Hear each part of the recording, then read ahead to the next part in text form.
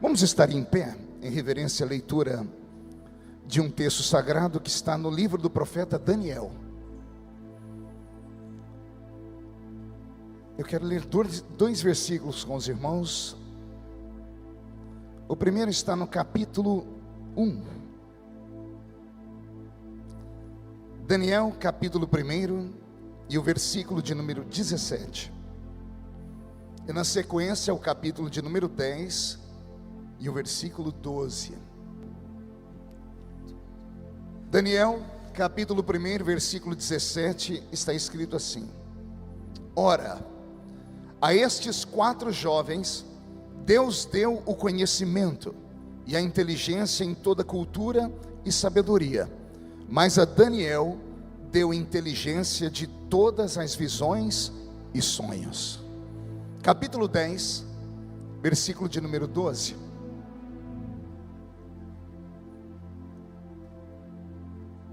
Capítulo 10, versículo 12, para parafrasear o capítulo 1. Está escrito assim: E então me disse: Não temas, Daniel, porque desde o primeiro dia em que aplicastes o coração a compreender e a humilhar-te perante o teu Deus, foram ouvidas as tuas palavras, e por causa das tuas palavras é que eu vim. Feche a Bíblia, coloque no banco, na cadeira. Como nós quebramos já alguns protocolos, vamos quebrar só mais um. Pegue na mão de quem está do seu lado aí. Isso, e aperte a mão dessa criatura com carinho até ela falar aleluia. Pentecostal que não faz barulho, está com defeito de fabricação, não é? Vamos orar? Pai, nós te exaltamos, nós te glorificamos, e nós entendemos que dentro de alguns minutos, e esta linda igreja ficará pequena para o tamanho da glória que o Senhor vai mandar do alto dos céus. Os que vieram tristes começarão a saltar de alegria. Os que vieram se arrastando não voltam para casa se arrastando. Hoje voltarão voando nas asas de um novo tempo. E antes que eu comece a revelar os seus segredos, cerque esta igreja com a sua glória, e num raio de 5 quilômetros, onde houver um demônio alojado, eu dou a esses demônios segundos para sumirem da taquara, porque se não sumirem, serão queimados pelo poder da sua glória, que aqui será derramada. Rasgue os céus sobre nós, manda anjos de fogo descerem aqui, que estes anjos desçam, trazendo brasas de fogo nas mãos, comecem a esparramar estas brasas entre nós, e onde houver um crente cheio do Espírito Santo, pega ele nesta noite, Jesus, e mostra o caminho da verdadeira e poderosa adoração. Fala conosco, fica conosco, é o que eu te peço agora. E toda a igreja diz: os que podem, tomem seu assento aplaudindo a Jesus, porque Ele é bom, porque Ele é maravilhoso. Querida igreja, noiva do Cordeiro, simpatizantes da nossa fé, amigos que vieram de perto, de longe, que nos assistem em casa, santos obreiros que estão aqui à minha retaguarda. Pregar no livro do profeta Daniel é um desafio. Daniel é o nosso João do Velho Testamento. Tanto que aqueles que gostam de estudar escatologia bíblica, quando vão ler Apocalipse, são obrigados a passear pelo livro do profeta Daniel. Daniel é um desses personagens da Bíblia que quem lê se apaixona por ele, se apaixona pela história dele, se apaixona pelo que ele recebeu de Deus. E detalhe, ele não recebeu num tempo de bênção, não recebeu num tempo de alegria. Daniel recebe algo de Deus no momento de muita provação. Israel vivia um momento de juízo. Diga comigo, juízo. Vivia um momento de juízo divino. O próprio Deus, o Deus de Abraão, depois de passar por centenas e centenas de anos, tentando trazer o coração de Israel para perto dele, tentando fazer com que eles o amassem de verdade, não conseguiu. Deus sempre tinha que dividir o amor de Israel com os postes ídolos, que aqueles judeus que saíram da Mesopotâmia antiga arrastaram para dentro de Canaã. Quem conhece a história sabe do que eu estou dizendo. Depois do período de 430 anos, no meio da península do Sinai, aprisionados no meio do deserto, aquele Israel que tinha tudo para adorar a Deus, entram na Canaã, na terra sagrada e esperada, e ao invés de cultuarem ao Deus vivo, tiram do meio das suas roupas, dos objetos que seus velhos pais trouxeram do Egito, imagens de Baal, Astarote, Azera, Marduk, os deuses antigos daquela terra pagã. E eu imagino Deus olhando do céu e não conseguindo compreender muito bem o que estava acontecendo. Porque uma coisa é você ficar no meio do deserto e ser abandonado. Outra coisa é no meio do deserto você viver como se estivesse em um oásis. Uma irmã entendeu, deu glória a Deus, eu vou tentar falar de novo. Uma coisa é você viver no deserto abandonado. Outra coisa é estar num deserto parecendo que está em um oásis. Porque o deserto para os judeus não era deserto, era um passeio. O deserto era deserto para os beduínos. Para os beduínos, durante a tarde, o sol chegava a 54 graus na sombra. Para os judeus, no meio do mesmo pico de horário, eles é como se estivessem dentro de um carro com o ar-condicionado ligado. Porque o Senhor havia colocado uma nuvem sobre eles, para que o sol não queimasse a pele deles. Para os beduínos, na calada da madrugada, o mesmo ambiente que chegava a 54 graus na sombra à tarde, fazia menos 3, 4, 5 graus. Então era para os ossos baterem, os queixos ficarem trincados. Mas para Israel, era como se estivessem durante o dia. Porque à noite, aquela nuvem que fazia sombra durante o dia, acendia um calor durante a noite.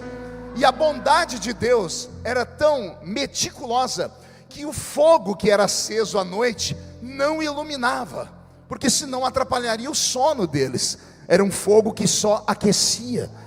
No deserto, onde não tem água potável, 3 milhões de pessoas, não eram 30 mil pessoas, nem 300 mil pessoas, quase 3 milhões de pessoas que ficaram 40 anos no meio daquele deserto, sem ter encanamento de água potável, nunca passaram sede. O dia que ameaçaram passar sede, Deus criou uma rocha e colocou pernas nela. O nome dela era rocha de Meribá. Depois que Moisés tocou naquela pedra, para onde Israel ia, quando olhavam para trás, a rocha de Meribá estava atrás deles. E só para os desavisados, a rocha de Meribá está aqui nessa noite. Ele diz: eu sou a fonte da água da vida. Quem beber da água que eu tenho para dar, nunca mais tem sede. Alguém já bebeu dessa água? Então como é que você que bebeu dessa água consegue ficar me olhando com essa cara feia, parecendo que foi batizado num pote de vinagre? Quem bebeu dessa água precisa estar alegre, principalmente numa conferência como essa. Posso ouvir mais um grito de glória a Deus? Pois bem, era esse Israel que o Senhor tirou lá da península do Sinai, os colocou dentro de Canaã, e por um período de quase 300 anos, no período dos juízes, Israel ficava levantando e caindo como um bêbado. Caíam aos pés do Senhor em oração quando Deus autorizava que os heveus, heteus, girgazeus, os cananeus e todos os eus daquela época viessem contra eles em juízo. Aí quando Deus ouvia eles orarem, o Senhor tirava o juízo e mandava bonança. Quando vinha a bonança, eles podiam adorar a Deus, eles trocavam a Deus por causa de Baal, e ficavam nessa história, levanta e cai, por quase 3 séculos. Então aprove a Deus levantar profetas maiores e menores, para dizer a eles: chegará um tempo em que vocês vão me procurar e não vão me achar. Chegará um tempo em que vocês vão querer e não vão ter. Chegará um tempo em que eu vou tirar vocês dessa terra e vocês serão escravizados. Daniel vive neste período, no período em que a paciência de Deus se esgotou, no período em que o cálice da ira de Deus foi derramado. Então Deus permite que o rei de Babilônia venha contra o povo judeu e não apenas o humilhe, não apenas o prenda, mas destrói todas as suas bases. A principal base do povo hebreu não eram os seus palácios, mas era o seu templo, o seu santuário. Nabucodonosor, um homem grande conquistador, por isso teve o maior império do seu tempo, sabia como conquistar as nações. As nações que tinham regime monárquico, bastava ele mandar o seu exército, e o exército ia direto para o palácio, porque uma vez que o rei está preso, todo o povo se ajoelha. Mas Israel não era um reino monárquico, era um reino teocrático. E ele estudou muito bem a tradição e a cultura dos hebreus. E ao invés de mandar os seus soldados para o palácio de Israel, ele manda para o santuário. E lá no santuário ele assassina todos os homens que ali trabalhavam, todos os sacerdotes e levitas que faziam parte do culto do santuário. E nesse período, depois que os sacerdotes são assassinados, a fé de Israel se esmorece. Eles perdem a força. Porque no coração deles, se Deus não protegeu a casa dele, a casa deles também não será protegida. E aí Israel é arrastado para dentro de Babilônia no século VI a.C. E na primeira leva de presos foram 1 milhão de judeus acorrentados. E no meio desta leva está o menino Daniel. Junto com ele seus 3 primos, Ananias, Misael e Azarias, que a igreja insiste em chamar de Sadraque, Mesaque e Abidnego. Quem conhece um pouco de cultura bíblica nunca vai dar ênfase a esses 3 nomes, porque são nomes de adoração aos deuses pagãos. Os nomes dos hebreus eram nomes de adoração ao Deus vivo.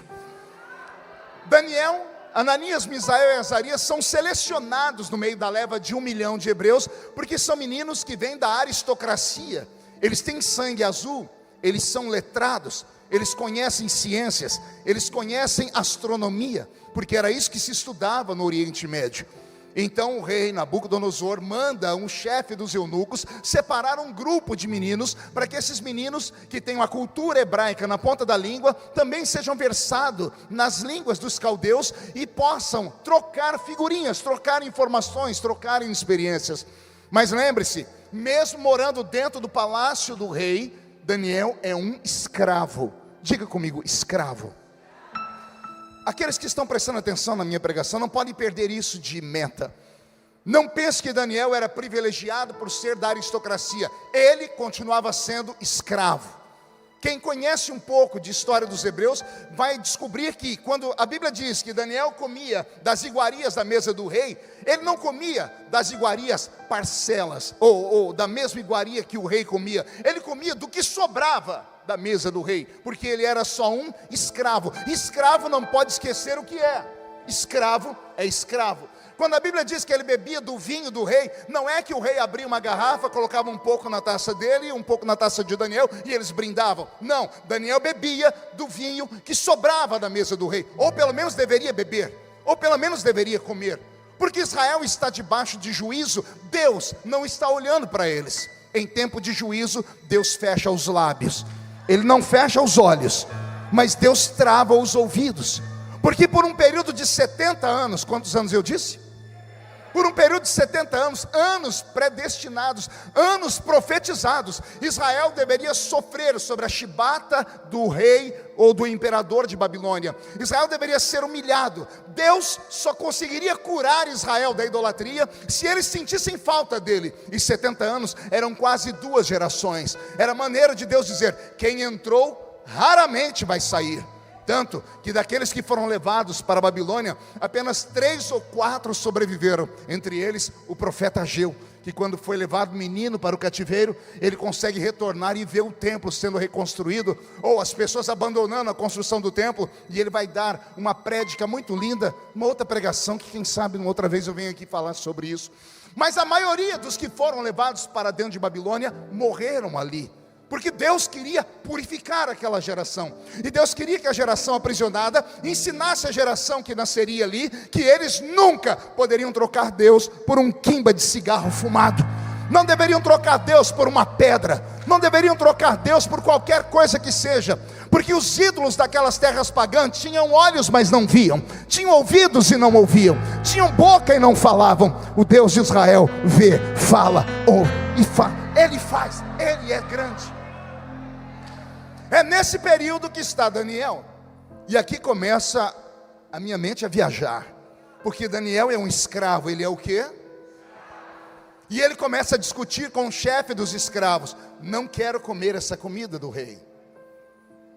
E aí imagina os outros escravos ouvindo, dizendo assim: você está ouvindo o que você está falando? Eu estou dizendo que eu não vou comer essa comida. Você não vai comer por qual motivo? Porque esta comida é consagrada a ídolos. E o meu Deus não permite que eu coloque isso na minha boca. E alguém deve ter dito a ele: que Deus? O Deus que deixou seu pai e a sua mãe ser assassinado? O Deus que deixou Jerusalém ser queimada? Você sabe por que a Bíblia fala que Jerusalém foi queimada? Porque nos tempos de glória do rei Salomão, algumas ruas de Jerusalém eram pavimentadas com ouro, bronze e prata. As 12 portas da muralha, elas tinham engates de ouro, prata e bronze. Todos os imperadores que vinham em Jerusalém, eles queimavam para que a prata, o ouro e o bronze fosse derretido e colocado sobre carrinhos, e os burros levassem embora. Por isso Jerusalém foi queimada, não só uma vez, mas 27 vezes ao longo da história. E eu imagino alguém dizendo: calma aí, Daniel, você está querendo respeitar um Deus que deixou a própria casa dele ser queimada? Um Deus que deixou a sua mãe e o seu pai serem assassinados? Um Deus que deixou ser destruída a nossa religião, a religião judaica? Um Deus que deixou ser destruída a cidade de Davi? É isso que você está dizendo? Você continua sendo fiel a um Deus que nos abandonou, que virou as costas para nós? Eu imagino Daniel dizendo: não importa o que estamos vivendo, o que foi plantado aqui dentro é que eu devo adorar a esse Deus, quer seja na montanha, quer seja aqui no vale. E ele empreende um contrato com um dos chefes dos eunucos, dizendo assim: faz um teste comigo, me deixe comer apenas legumes e beber água por 10 dias. Se daqui 10 dias você ver que eu estou mais fraco do que os demais, 2 opções: ou você me mata, ou eu como a comida consagrada dos ídolos. Mas se eu estiver mais forte, você vai respeitar a minha fé. Até aqui, amém? Quem diz amém? Se ajeite na cadeira. Queria que você agora fizesse um ato de fé comigo. Saia da terra e suba comigo aqui no tabernáculo do céu. Atravesse o átrio, o lugar santo, e chegue comigo no Santo dos Santos. Sentado num trono está aquele Deus que em Hebreus 12 diz que Ele é um fogo devorador. 7 olhos de fogo que falam da plenitude da sua visão. E chega um anjo diante de Deus, digo eu, não a Bíblia. E o anjo dizendo: Senhor, temos um problema no cativeiro babilônico. E Deus dizendo: é claro, se é cativeiro é problema. Não, Senhor, mas não é esse tipo de problema. Tem alguém lá que é diferente. O povo está clamando, não vou ouvir, eles estão em juízo. Senhor, não tem ninguém clamando. O que eu trago para o Senhor é que tem um rapaz lá, que ele resolveu fazer um jejum esquisito. Ele colocou no coração dele que ele não vai comer da mesa do rei, porque tudo que vem da mesa do rei é consagrado a ídolos. E detalhe, Senhor, ele não orou, ele não falou: estou dando esse sacrifício para ti. É algo dele, está no caráter dele. Senhor, a ficha que eu tenho é que a mãe dele foi assassinada, o pai dele foi assassinado, a família dele foi aprisionada, o templo foi destruído, ele não tem mais pátria, ele não tem mais herança, ele não tem nada, e mesmo assim ele continua adorando o seu nome.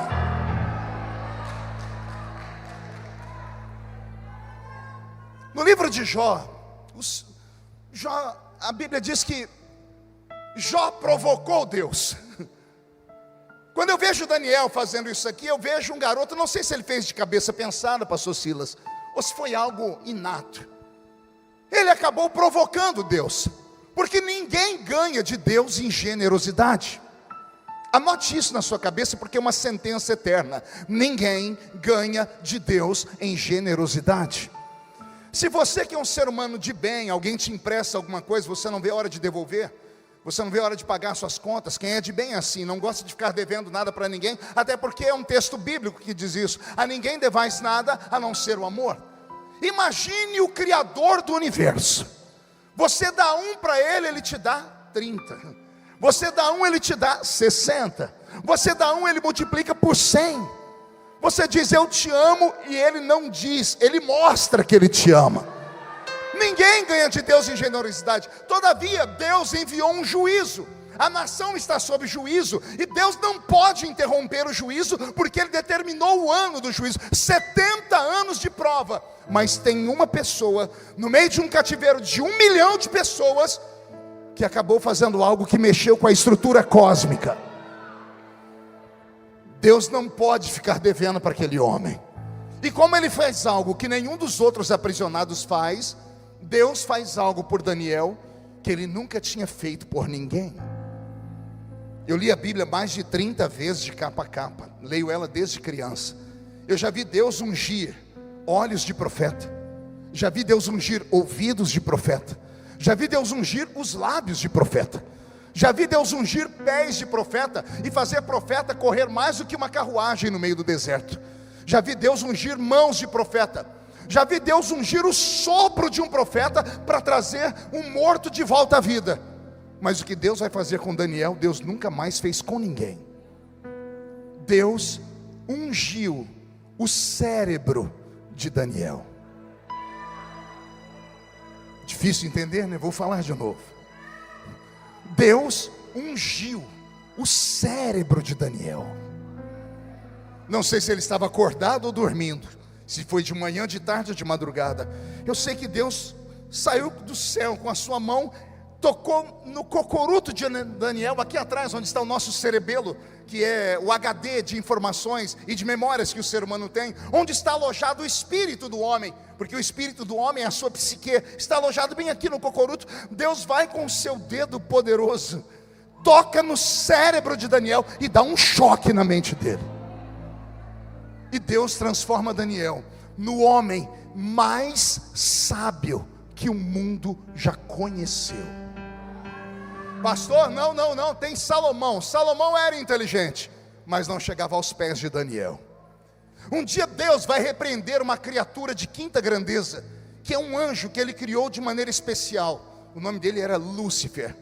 Lá no livro de Ezequiel, capítulo 28, se não me falha a memória, verso 3, o Senhor vai falar com Lúcifer sobre a grandeza da sua criação, e Deus diz a ele assim: porquanto eu te fiz, Lúcifer, mais sábio do que o meu servo Daniel. Eu vi um meu Deus aí, é meu Deus mesmo. Imagina, Deus está conversando com uma criatura de quinta grandeza, o querubim dos querubins, o anjo que tinha tanta lábia que arrancou 1/3 dos anjos do céu para se revoltar contra Deus. Pense na habilidade que ele tinha. Aí Deus vem e diz assim para ele: você só é mais sábio do que uma criatura que eu fiz, Daniel. Deus tocou no cérebro de Daniel e deu um choque. Pergunte a mim, o que aconteceu, pastor? Só falo se todo mundo perguntar. A ciência moderna diz que o ser humano usa no máximo 10% da sua capacidade mental. Quem já leu sobre isso? 10%. Sobram 90% da nossa massa cinzenta que nós não conseguimos acessar. Os nossos neurônios acabam morrendo com o tempo, porque nós não conseguimos ligar eles. Não dá para fazer as sinapses que nós gostaríamos de fazer. De vez em quando escapa um ou outro. De vez em quando nasce um Victor Hugo, de vez em quando nasce um Leonardo da Vinci, de vez em quando nasce um Stephen Hawking, um Einstein, mas é raro. O que esses seres humanos têm que a maioria de nós não temos?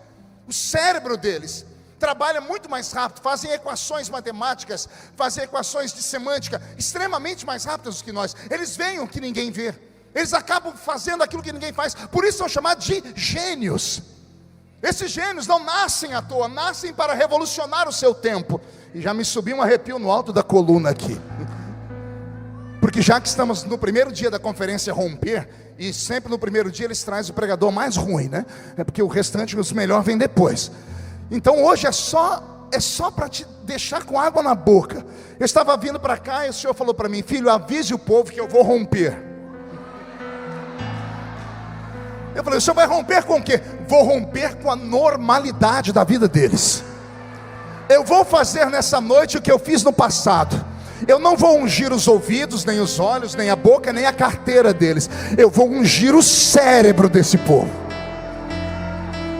Eu vou colocar o meu dedo na massa cinzenta deles e vou despertar. E quando o cérebro deles começar a funcionar além da normalidade, ninguém mais vai segurar esse homem, ninguém vai mais segurar essa mulher. Eu quero saber se alguém acredita nessas loucuras de profeta. Então não dá um grito não, por favor, dá um berro de glória a Deus aqui nesse...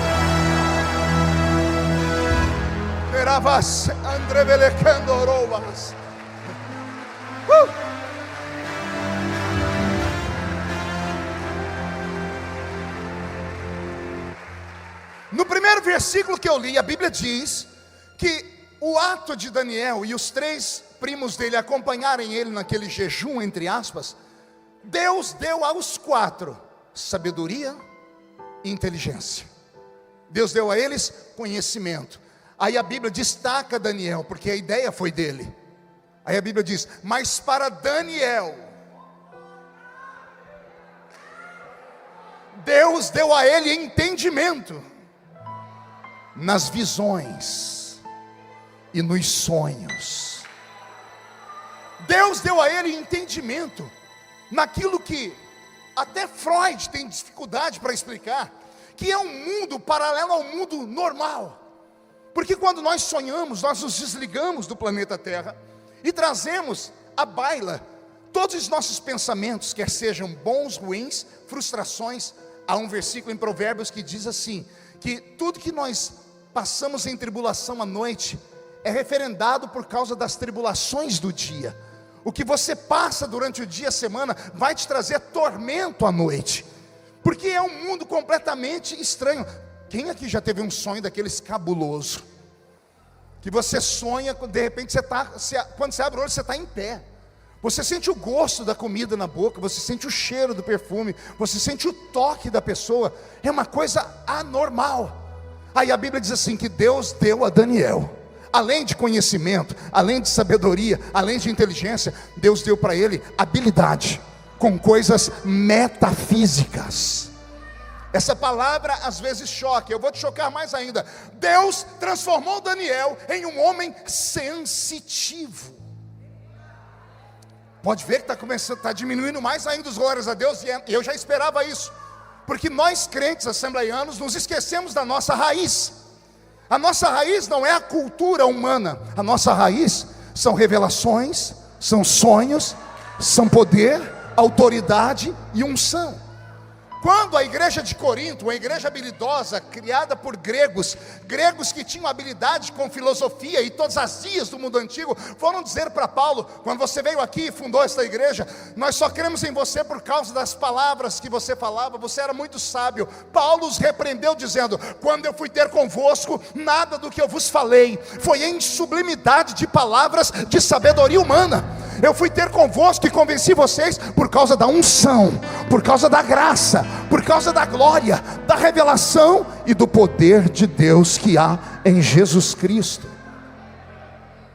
Quando eu vejo Daniel receber estas habilidades extrasensoriais, agora não teve glória a Deus nenhum.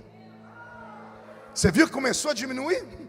Porque essas palavras chocam e ferem os nossos ouvidos modernos.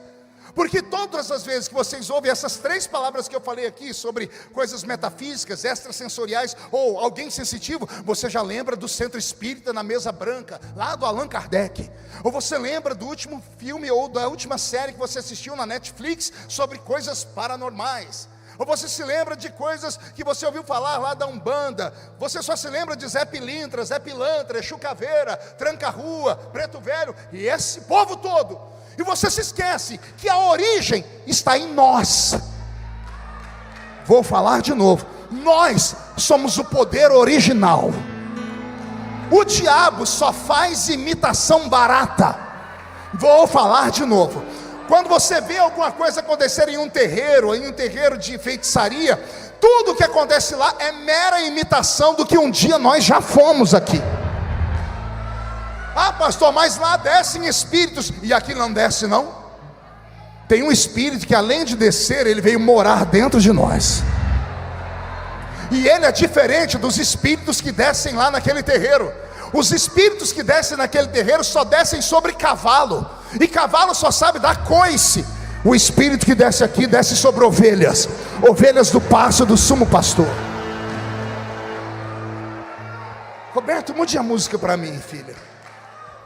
Deus deu ao homem natural 5 presentes. Nós chamamos esses presentes de habilidades ou de sentidos. São eles: visão, audição, olfato, paladar e tato. Vamos lá? Vamos repetir? Deus deu ao homem 5 habilidades ou 5 sentidos. São eles: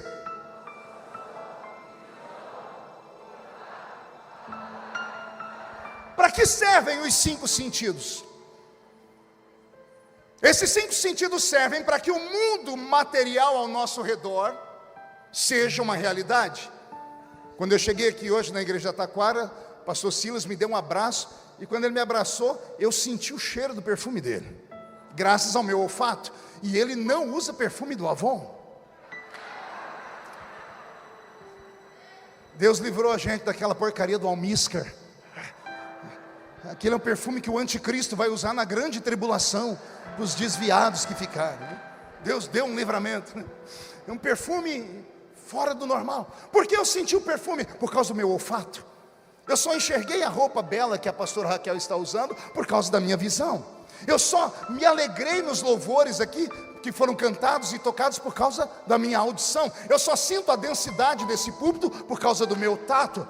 E no fim do culto, em nome de Jesus, porque aqui não vão me tratar igual anjo.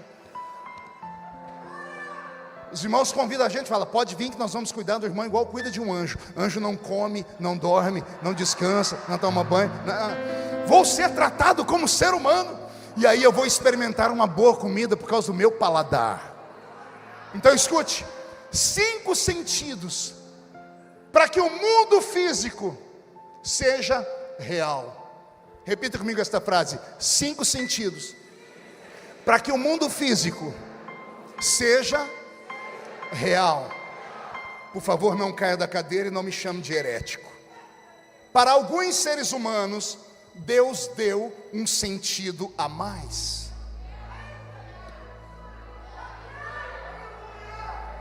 Que eu chamo de 6º sentido. Agora apertou. Teve uma irmã ali atrás, fez o sinal da cruz.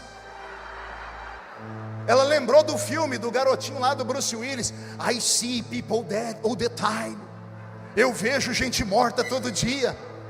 Não, não tem nada a ver com isso. O homem natural tem 5 sentidos. Mas existem homens e mulheres nessa terra que não são naturais. Os naturais são feitos de gente normal. E os normais estão em casa agora. E pelo horário já vão começar a assistir o Corujão. Os anormais vieram tudo para cá. E coruja ninguém vai ver aqui, mas correm o risco de ver uma pombinha voando sobre esse lugar e trazendo um barulho chamado Pentecostes. Tem algum pentecostal aqui? Ao homem espiritual Deus deu um sentido a mais. E para que serve esse sentido a mais? Ele tem a mesma função dos outros 5, só que os outros 5 lidam com a matéria. O 6º sentido lida com aquilo que é invisível. 5 sentidos naturais e você percebe o mundo físico. O 6º sentido faz você perceber o mundo invisível. E eu vou te provar que eu não estou falando loucura. Eu estou pregando para a Assembleia de Deus. Quem aqui já foi fazer visita para alguém com a Bíblia debaixo do braço? Vou orar por uma pessoa. Quem já foi? Quem, quando chegou na casa da pessoa, tocou a campainha, bateu palma? Quando abriram a porta, você colocou o pé dentro da casa, subiu um arrepio que foi até aqui na cabeça. Por que você se arrepiou? Era ar-condicionado lá dentro? Não, você ficou gripado. Não, é porque antes de entrar naquele lugar você orou. Ao orar você ativou o seu espírito. Como você foi em nome do Senhor Jeová, Ele tocou no seu cérebro e expandiu o seu espírito. Você entrou ali, a carne foi só o veículo, mas quem estava entrando era aquilo que você é. Você não é carne, você tem carne, você é um espírito. Eu aprendi desde criança, lá na escolinha dominical, que o crente tinha um espírito. E não é verdade. Eu não tenho um espírito, eu tenho um corpo. Porque o verbo ter é passageiro. Eu tenho esse sapato, quando ele rasgar eu não tenho mais. Então eu não tenho um espírito, porque se eu tivesse ele hoje eu posso perdê-lo amanhã. Eu tenho um corpo. E daqui a pouco, se eu morrer, esse corpo é comido pela terra, pode ser cremado, jogado nas águas. O que eu sou é eterno. Eu sou um espírito que habito dentro de um corpo. O corpo para nada presta, mas o Espírito pode te levar a um conhecimento profundo sobre Deus. É muito simples ver quem é espiritual e quem não é na igreja. É só você ver durante o culto a reação dos crentes. Todos que estão aqui entraram na igreja, mas nem todos conseguiram entrar no culto ainda. Vou falar de novo. Todos entraram na igreja, mas alguns ainda não entraram no culto, porque o culto não se dá na terra, o culto se dá nas regiões celestiais.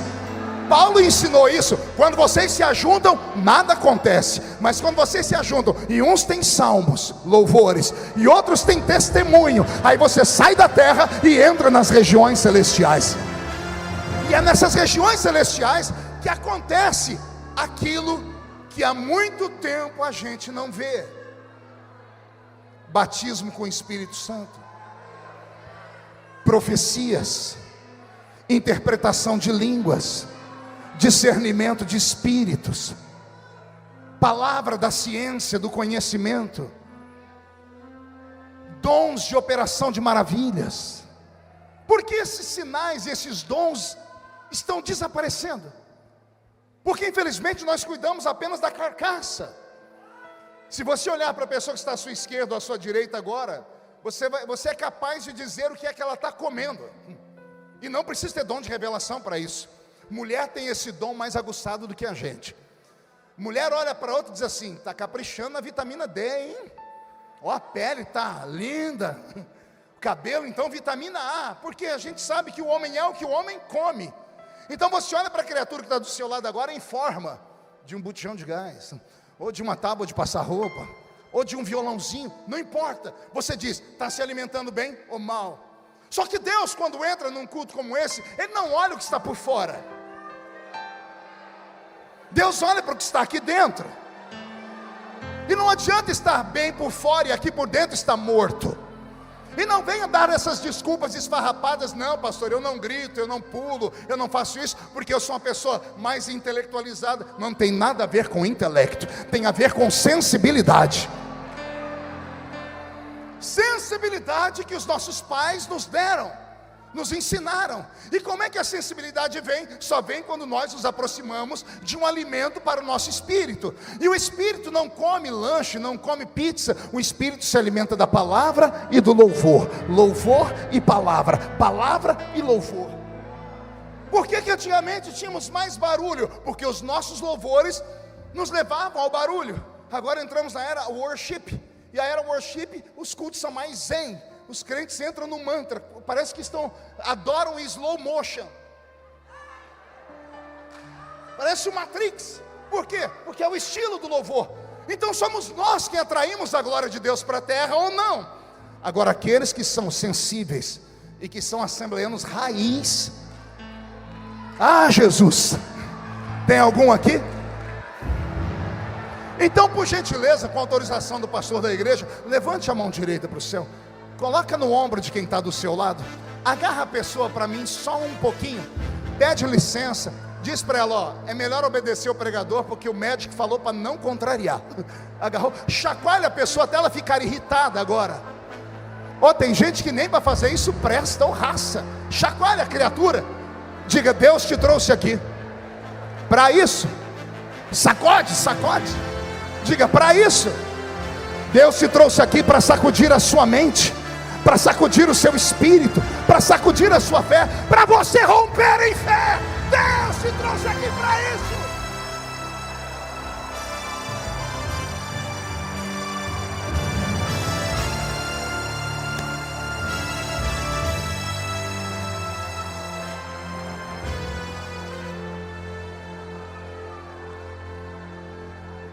A Bíblia diz que aquele que é espiritual não é discernido por ninguém, mas ele discerne tudo. Deus te trouxe aqui para romper esse céu de bronze que está sobre a sua vida, essa folga evangélica que você tem vivido, que pensa que está entrando na igreja, está entrando num teatro. Aqui não é um teatro. Aqui não é um cinema onde você escolhe o que quer assistir. Aqui não é um show de stand-up. Aqui ainda é um quartel-general. Eu não venho numa campanha como essa para sair só dizendo eu gostei. Eu venho numa campanha como essa para sair por aquela porta, agarrar o diabo pelo chifre, esfregar o focinho dele no chão, chutar ele para o inferno e dizer a ele: eu sei quem eu sou em Cristo.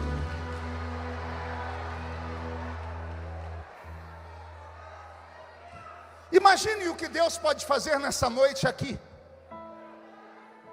Imagine se o que eu estou pregando criar vida em você, e você provocar Deus, e Deus vir e tocar a sua mente.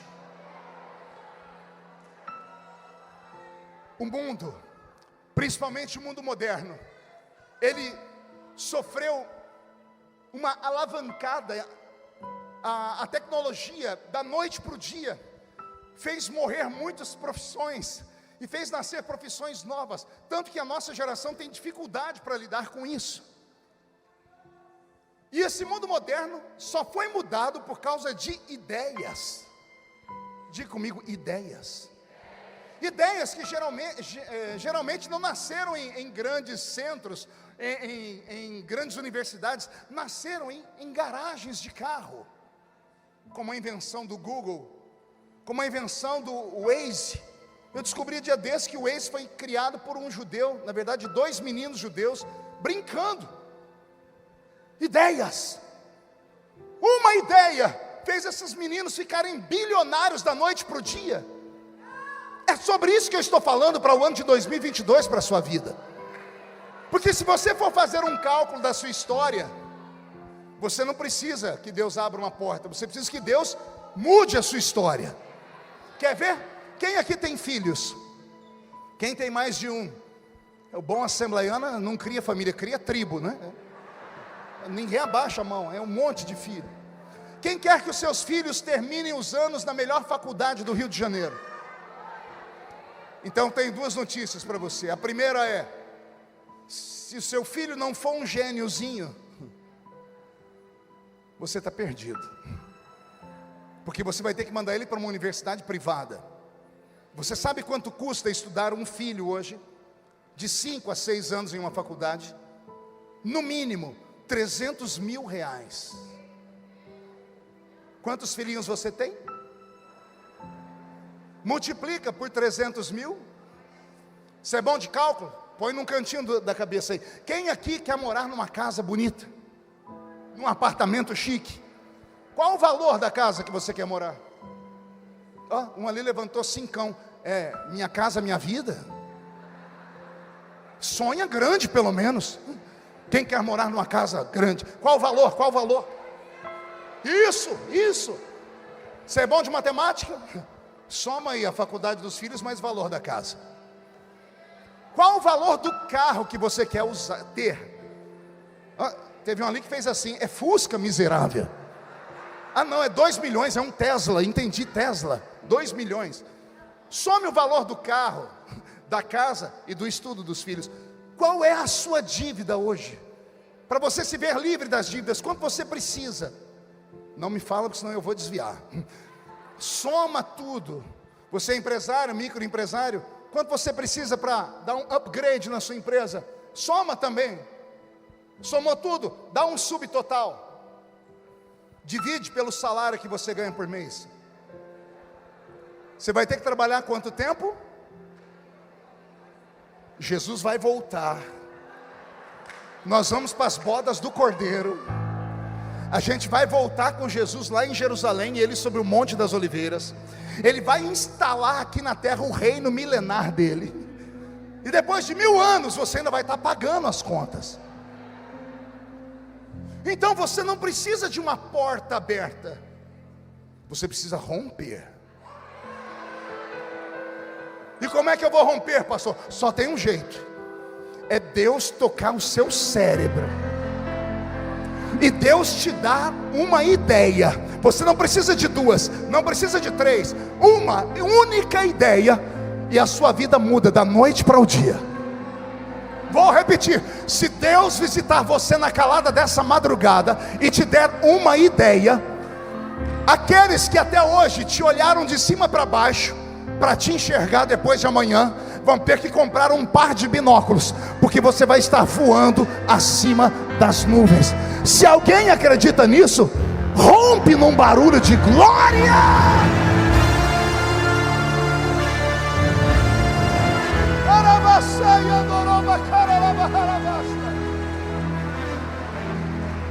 Ei,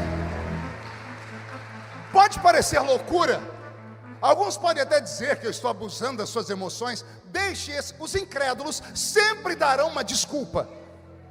Aquele que crê sempre dá um jeito. Quem não crê sempre vai arrumar uma desculpa, sempre. Existem pregadores como, por exemplo, Jonathan Edwards, pregador inglês, pai de uma grande reforma, um homem santo, conhecido por uma única mensagem: pecadores na mão de um Deus irado. Se alguém aqui que é estudante de teologia, se conhece outro sermão de Jonathan Edwards, me diga aí. Gente que estuda teologia e se inspira nesse povo. É um pregador de uma única mensagem, Silas. Uma única mensagem. Ele não precisou de duas para impactar o mundo. Uma única mensagem. Um historiador, biógrafo dele, diz que ele estava num culto, orando porque ele queria um avivamento lá em Londres. E no culto em que ele pegou pecadores na mão de um Deus irado, a unção foi tão terrível, não foi forte, foi terrível, que os crentes levantavam os pés do chão, porque sentiam o inferno dentro da igreja. Aquelas damas da alta classe de Londres se agarravam aos pilares da igreja com os seus chapéus e batiam a cabeça, implorando por Deus, por misericórdia. Naquele culto, naquele dia, aprove a Deus que um jornalista inglês estava ali. O jornalista foi alcançado pela palavra, e ele taquigrafou todo o texto, toda a pregação. No dia seguinte, ele publicou o texto, ou a mensagem, em ipsis literis no jornal de Londres. Quem tinha acesso ao jornal? Só os ricos. Os ricos começaram a ser impactados na leitura do sermão, chamavam os empregados e liam para os empregados. Londres foi sacudida pelo poder de Deus. Em menos de um mês, um francês ouviu falar, e francês e inglês não se dão muito bem, que havia acontecido alguma coisa em Londres por causa de um texto. O jornalista francês leu o texto e foi impactado, e traduziu para o francês. A França foi sacudida. Um jornalista dinamarquês, amigo do francês, leu o texto e publicou em dinamarquês. Do dinamarquês era amigo de um escocês, publicou em escocês. E assim a Europa inteira, em menos de 6 meses, foi sacudida pelo poder de Deus.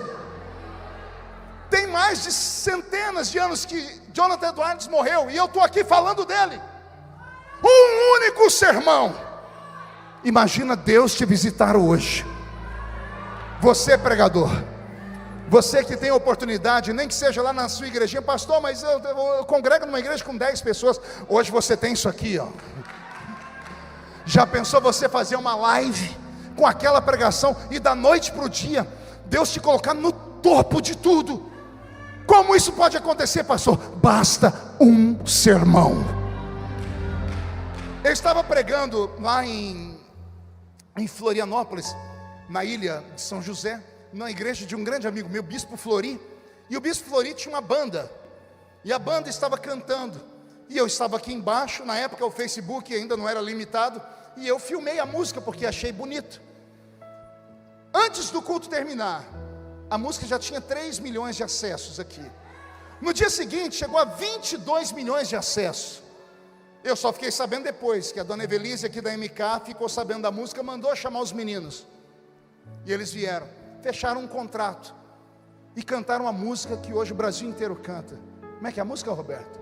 Só em ti confiarei, eu nada temerei, em frente eu irei, Pois eu sei que vivo estás, e um dia voltará do céu para nos buscar, para sempre reinarás. Aleluia. Uma única música. Roberto, mude a música. Nesta madrugada, o senhor músico, esses meninos que estavam tocando aqui entendem de notas, salvo aqueles que tocam de ouvido. Imagine você acordar lá pelas 3 horas. O anjo das 3 ainda visita, viu gente? Vocês conhecem ele? Quem já experimentou?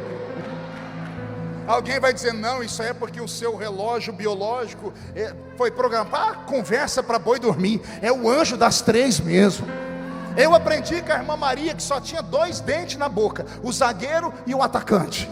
Ela era analfa de pai e beta de mãe. Meu filho, pode orar, que o anjo das 3 te acorda, e você vai orar. Imagine um anjo vir no seu ouvido, músico, e ele citar notas, e você acordar e marcar as notas, e tocar. Daqui a pouco, o Senhor pega lá do céu, uma música que é cantada lá pelos anjos, e faz você, como ser humano, gravá-la aqui na terra. Você que canta, receber a inspiração e a letra. Pastor, o que o senhor está falando? Eu estou pregando para espirituais. Estou pregando para homens e mulheres que quando esse culto terminar, vão sair por aquela porta e vão ver o que os olhos não viram, vão ouvir o que os ouvidos não ouviram, vão sentir aquilo que o coração ainda não sentiu. Um dia, Daniel acordou, não sei se sentado na cama, se ajoelhado. Eu sei que ele percebeu que havia algo diferente em Babilônia. E como ele era amigo de Deus, ele orou. E pela primeira vez, ele não ouviu nada e não sentiu nada como resposta. No final da noite, ao invés de ele dormir, entregar o jejum que ele havia feito, falar amanhã eu faço outro jejum, ele emendou um jejum. Não é um jejum de Daniel que as igrejas fazem à base de legumes, e não tem nada a ver. O negócio dos legumes foi lá no início. O jejum de 21 dias de Daniel é um jejum extraordinário. É jejum integral, é sem beber e sem comer. Ele orou o 3º dia e não sentiu a resposta. Ele orou uma semana e jejuou uma semana e não veio resposta. Ele jejuou 2 semanas. Ele jejuou 3 semanas. 21 dias. E ele não ficou em casa trancado, prostrado, com o rosto fechado. Ele foi trabalhar. Daniel estava na beira do rio Haidekel, um rio de Babilônia. Estava ali com alguns engenheiros. Estavam mapeando o rio para criar um aqueduto para tirar água do rio e levar para a cidade. Daniel era versado em muitas ciências. Ele está em jejum, os outros não estão. Ele serve ao único Deus verdadeiro, os outros servem a todos os deuses de Babilônia. Ele não se misturou com Babilônia. Babilônia não mudou Daniel. Daniel mudou Babilônia. Está Daniel. Geralmente, me corrija se eu estiver errado, as aparições da Bíblia com os anjos são sempre de madrugada. As revelações dos profetas são sempre à noite. Deus sempre acorda o profeta de madrugada, espera todo mundo dormir e vai lá desabafar com o profeta. Daniel estava trabalhando. Devia ser 2, 3 horas da tarde. O sol estava rachando mamona. E o jejum dele provocou o céu. Ele ficou tão espiritual, mas tão espiritual, que o que estava nele atraiu um mundo invisível para um mundo visível. Eu creio em mundos paralelos. Já soltaram foguetes aí para cima e não acharam o céu onde Deus está. E se o céu é para cima, me diga quem é que está no Japão, quem é que vai encontrar o céu? Se nós soltando foguete para cá, o japonês soltando para lá. Então o céu não está em quilômetros humanos, o céu está em uma outra dimensão. Quem aqui já se olhou no espelho? Ó, só eu. Quem aqui um dia de noite, música de filme de terror, Beto? Quem aqui, em uma madrugada, chega até eu, estou com medo, se acordou, passou perto do espelho, quando olhou, subiu um calafrio. Já aconteceu com alguém? Aleluia não, irmão, é misericórdia. Eu estava pregando há pouco tempo atrás, lá no Pará, e numa população ribeirinha, à beira do rio. Os irmãos sentam na hora de comer, não tem televisão, não tem internet, só conta história. E aquelas histórias de curupira, boitatá, o homem de borracha, umas coisas, e a gente só escutando. Aí me colocaram num quarto, E eu deitado aqui, na minha frente tinha um espelho. Eu deitado, cabeça coberta, eu abri o olho, lá estava um homem do outro lado me olhando. Eu não sosseguei enquanto eu não levantei e virei o espelho para a parede. Não tenho vergonha de contar. E pior, que não foi só eu não. Tem uma outra criatura aqui, que estava no quarto do lado. De manhã ele falou: pastor, eu virei o espelho para a parede. Eu falei: você está perdoado, porque eu também virei. Espelho é uma coisa tão interessante, que criança pequenininha chega na frente do espelho e lasca um beijo. Vai me dizer que você nunca tentou beijar o espelho? Quem tem coragem de dizer? Só que não, que aqui é tudo importante, mas não é da roça. Porque espelho é algo extraordinário, tanto que um escritor europeu criou uma fábula chamada Alice no País das Maravilhas. Alice no mundo dos espelhos. A menina olha o espelho e ela vê um mundo lá dentro. Só que diferente de nós, ela conseguiu atravessar o espelho. E ela foi para uma outra dimensão. Há um mundo paralelo ao nosso. É como se fosse um espelho. Só que nós não conseguimos atravessar ele. Por quê? Porque é um mundo invisível. É um mundo metafísico. É um mundo etéreo. Porque ele é translúcido. É um mundo eterno. E a carne humana é proibida de ir para lá. Mas quando o crente começa a jejuar demais, se não houver acompanhamento, ele fica inclusive louco. Porque aí os psicólogos vão dizer que começa a faltar algumas substâncias no corpo e a pessoa começa a ter visões. E ela começa a ver aquelas loucuras, e aí vão chamar a gente de esquizofrênicos. E o pentecostal é esquizofrênico. Porque o esquizofrênico é aquele que vê o que ninguém vê, escuta o que ninguém escuta, e sente o que ninguém sente. Você vê uma pessoa: eu estou tendo visão, já manda ela lá para o psicólogo. A pessoa começou a ouvir voz. Você nunca viu a propaganda da Igreja Universal na rua? Se você ouvir vozes, venha para a sexta-feira, não sei do que. As pessoas correm, porque ouve voz. A pessoa que ouve vozes, ou para nós, é louca. Se você lembra, não é, ela é louca, é esquizofrênica. Aí Paulo escreve a carta aos Coríntios, tinha que ser para os Coríntios, né? Primeira carta de Paulo aos Coríntios, capítulo 2, verso 9, ele diz: aquilo que os olhos não viram, que os ouvidos não ouviram, que não subiu ao coração do homem, é o que Deus tem reservado. Não é para qualquer um não, é só para aqueles que o amam.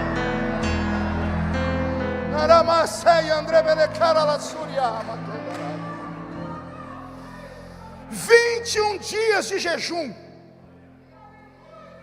O jejum subiu igual um foguete ao céu.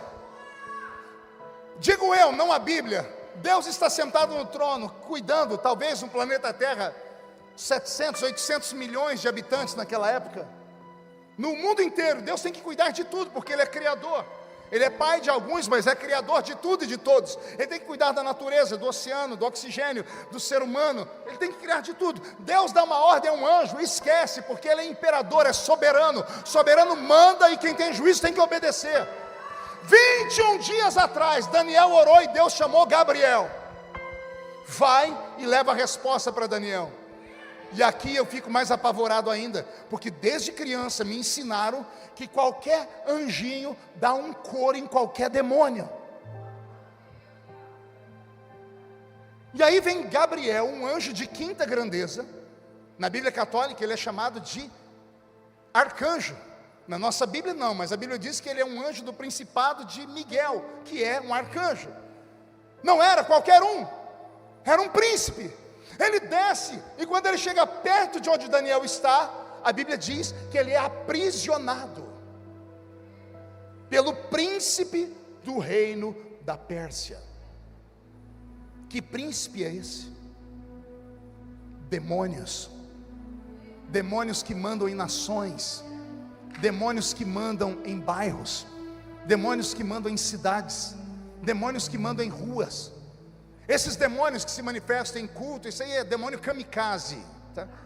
É tudo demônio idiota, ele quer ir para o inferno mais rápido, cansou de estar aqui, e só a igreja tem poder para amarrá-los e mandá-los para lá. Imagina, vem um demônio numa igreja com 5 mil crentes cheios do Espírito Santo, que morreu infeliz. É kamikaze. Eu estou falando de potestades, de tronos e de principados, capazes de prender até anjos de quinta grandeza. 21 dias depois, Deus olhou para a terra e o cheiro do jejum de Daniel invadiu o santo dos santos. Deus sentiu o perfume do jejum e estendeu o ouvido, e lá está Daniel trabalhando, escrevendo, e por dentro dizendo: o que está acontecendo em Babilônia, o que está acontecendo aqui. E Deus diz: mas eu já não mandei a resposta para Daniel? E eu imagino Deus no céu gritando: Gabriel! E um anjo dizendo: Senhor, já tem 21 dias que Gabriel saiu daqui, ninguém mais viu ele, porque anjo não é onipotente e nem onipresente. Deus olha para a terra e os olhos de Deus encontram Gabriel preso no céu do Irã, onde era a antiga Pérsia. Gabriel está próximo de Daniel, e Daniel não sente, não ouve e não conhece a resposta, porque Gabriel está preso. Deus se revolta no trono, e Deus dá um grito de rompimento: Miguel!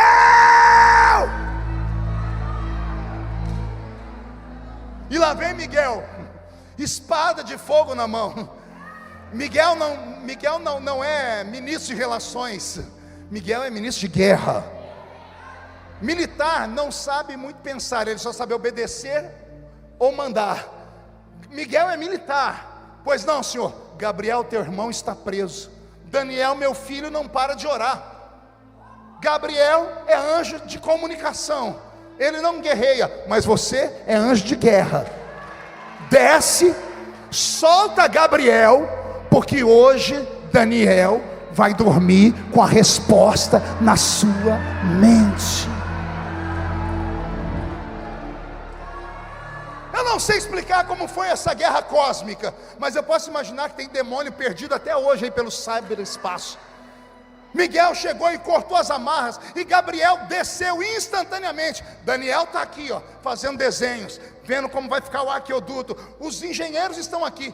Quando Gabriel desceu, abriu-se uma película, o espelho do lado de cá. Daniel não entrou aqui, Gabriel atravessou. O jejum de Daniel trouxe o céu para a terra. Vou mexer com você. A sensibilidade, o sacrifício, o jejum, em uma crença tão antiga, fez com que um anjo saísse do mundo invisível e se materializasse na frente de Daniel. A Bíblia diz que quando Daniel viu o anjo, como ele estava em jejum, acabou as forças, porque a glória de Deus é incompatível com o corpo humano. A glória de Deus é incompatível. Será que só eu cresci numa igreja vendo irmãos sendo vencidos, caídos no chão, desmaiados, arrebatados? Por quê? Porque foram vencidos, porque a glória de Deus é extremamente violenta. É como se fosse uma química quântica elevada à 13ª potência. É pior do que o urânio enriquecido. A glória de Deus é algo anormal. O sumo sacerdote só entrava atrás do véu do templo 5 vezes na vida, uma vez por ano. Até os 50 anos ele era jubilado, porque bastava 5 vezes na vida, na frente de Deus, para o corpo dele todo se perder. Alguém aqui tem algum amigo que trabalha na área da saúde, naquele lugar do hospital que tira radiografia? Você sabia que pessoas que trabalham com radiografia se aposentam mais cedo? Por quê? A radiação, quando entra no corpo deles, vai criando osteoporose, vai destruindo células. A glória de Deus é uma radiação 10.000 vezes mais intensa. Por isso, deixa eu te dizer, quando você vê Deus se manifestar na vida de um crente, se você tiver o dom de discernir espíritos e ver que é meninice, vai lá com carinho e corrige. Mas se você não tem o dom de discernir espíritos, não toca nele. Vou repetir. Se você não tem o dom de discernir espíritos, deixa a criatura lá. Você pode estar tocando numa bomba atômica, você pode estar enfiando a mão numa caixa de marimbondos, porque essas pessoas estão sentindo algo que você não pode explicar. Você acha mesmo que eu grito aqui porque quero? Ah, pastor, eu já li sua história, o senhor era cortador de cana. Isso, eu era. Eu sou estudado, eu me comunico em 3 idiomas. Eu escrevi 22 livros de uma enciclopédia. Eu sou uma pessoa que conhece um pouquinho das letras, eu debato qualquer tipo de assunto. Mas quando eu estou num púlpito e a glória de Deus desce, eu não grito porque quero, eu sou obrigado a gritar. É uma energia, é uma graça. O corpo começa a arrepiar, vem uma coisa valente, a perna começa a tremer. O que é isso, pastor? Nós chamamos isso de poder do Espírito Santo. O que está faltando para você é isso, criatura. Não é estudo, não é você fazer isso, aquilo, não é ler toda a enciclopédia de W.T. Tozer. É bom ler, se você pode fazer, leia. Mas o que você precisa é passar algumas horas naquela faculdade antiga, joelho no chão, jejum no corpo e crente gritando até o céu rachar. A sua oração foi ouvida desde o primeiro dia. E eu encerro aqui.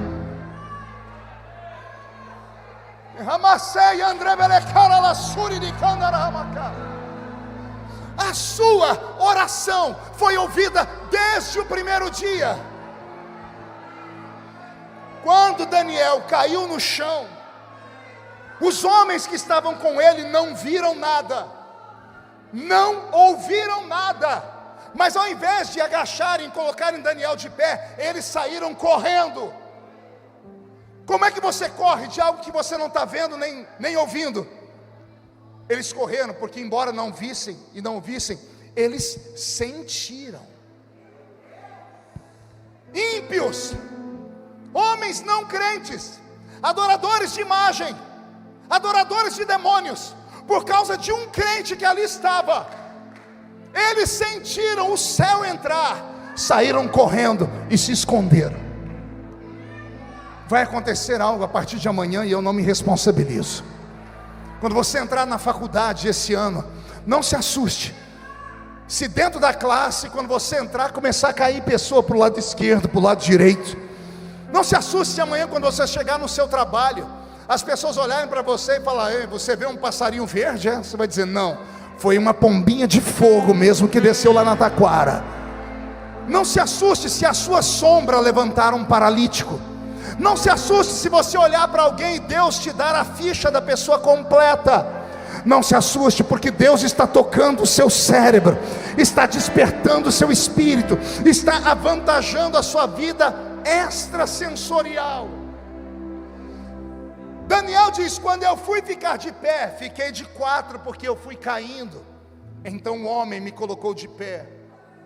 Seu rosto era como bronze, seu cabelo como a prata, era forte, seus olhos eram como chama de fogo. E olha o que o anjo disse para ele: Daniel, homem muito amado, a sua oração foi ouvida desde o primeiro dia, e eu vim aqui por causa dela. Daniel deve ter perguntado em espírito, porque não está escrito: e por que só agora? E o anjo disse, deve ter dito em espírito: porque eu fiquei preso aqui em cima. Mas o Senhor mandou meu irmão Miguel, e Miguel acabou com a farra do inferno. Ouça o que eu vou te falar, porque as palavras que eu te digo agora vão virar Babilônia do avesso. E Deus revelou o futuro daquela nação para Daniel, e Daniel continuou sendo um homem espiritual. Eu termino aqui dizendo a todos os meus irmãos assembleianos e aqueles que não são da Assembleia de Deus, mas têm a cultura do carisma do Espírito, que o que falta para nós nesses últimos dias é um retorno. É um retorno a velhas práticas, práticas esquecidas, práticas roubadas pela falta de tempo, porque gastamos mais tempo nisso aqui do que nisso aqui. Práticas antigas como o jejum. Para jejuar a gente não dá conta, mas para fazer qualquer dieta a gente faz ela do pé à cabeça. conhece a dieta de tudo. Pode perguntar para a irmã do seu lado, o irmão, ele conhece pelo menos umas 10 dietas. Para fazer a dieta, você consegue ficar sem comer. Para fazer um exame no médico, 12 horas sem comer, você bate ali, carimbo. Aí quando é um jejum para Deus, eu perdi um jejum tomando uma xícara de café. Não, querido, o jejum não perdeu quando tomou uma xícara de café. Você perdeu o poder do jejum quando você esqueceu que estava jejuando. Quando você esqueceu que o sacrifício ainda traz o céu para a terra. Nesta noite, Deus vai fazer você romper. Eu tenho algo comigo, e anote aí: tudo que acontece na vida de um crente é por causa de uma falta de azeite na sua botija. Não, pastor, meu problema é com o meu casamento. Deus usa essas pecinhas do quebra-cabeça que Ele esconde da gente para trazer a gente de volta. O que está te faltando não é isso ou aquilo, está te faltando comunhão com Deus. Está te faltando você provocar o céu. Está faltando você fazer Deus te olhar aqui nessa noite. Pastor, o senhor acha que Deus vai me ver? Se você continuar com esse olho seco, parecendo olho de sapo que morreu no dia de enchente, com certeza Deus não vai te olhar. Se você continuar me olhando com essa boca travada, essa boca de aço, essa língua de ferro e esse queixo de concreto, com certeza Deus não vai te olhar. Mas se você romper em uma adoração extravagante aqui nessa noite, se você levantar as mãos, dar um salto para cima, se você der um grito capaz de estourar esse teto, aí o céu vai descer sobre a sua vida. Fique de pé comigo agora.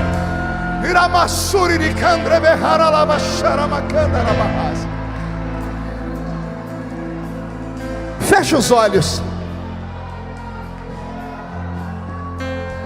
Nós precisamos para o ano de 2022 um avivamento que nos faça romper. Tem um homem na Bíblia, pastor Silas, que eu sou fã dele, Moisés. Moisés só começa o ministério dele porque ele viu a glória de Deus numa sarça. Se aquela sarça não fumega, Moisés não tinha tido aquele ministério. O ser humano precisa ver, precisa experimentar o sobrenatural para crer na missão dele. 20 anos depois, Moisés está na península do Monte Sinai. Miriam e Arão querem roubar o ministério dele. Israel colocou ele na parede, só reclamam de falta de pão, falta de água, reclamam porque não tem pepino, cebola, alho bravo, reclamam porque não tem cova para sepultar todo mundo. Moisés acorda antes de todo mundo e vai para a tenda da congregação, e ele diz: Senhor, eu preciso de um avivamento, eu preciso romper para continuar guiando esse povo. E o que você quer, Moisés? Eu quero ver a sua glória. Mas eu já te mostrei a minha glória lá naquela sarça. Eu quero ver a sua glória de novo. Aquele avivamento foi para aquele tempo. Eu preciso de um avivamento agora. Eu preciso de algo novo, como foi cantado aqui. Aí Deus disse para ele: então, se você quer esse avivamento, você tem que subir mais alto no monte. Sobe no alto da montanha. Está vendo aquela pedra? Fica no meio daquela fenda, porque eu vou passar de costas. Quando eu passar, eu vou tapar os seus olhos para que a minha glória não te consuma. Mas quando eu estiver de costas, você vai ver a minha glória pelas costas. Moisés saiu dali com o rosto dele brilhando. Deus te trouxe nesta noite para ungir a sua mente, para fazer o seu espírito ser expandido, e para que você retorne a ter visões da glória de Deus. Eu quero convidar você a subir comigo o alto da montanha, porque foi subir no alto da montanha, vendo a glória, que Moisés entendeu que tudo na vida dele era Deus, que a luta era Deus, que a tempestade era Deus, que a chuva era Deus, que o abandono era Deus. Porque quem está com Cristo, tudo que acontece na sua vida, ou é porque Deus manda, ou é porque Deus permite.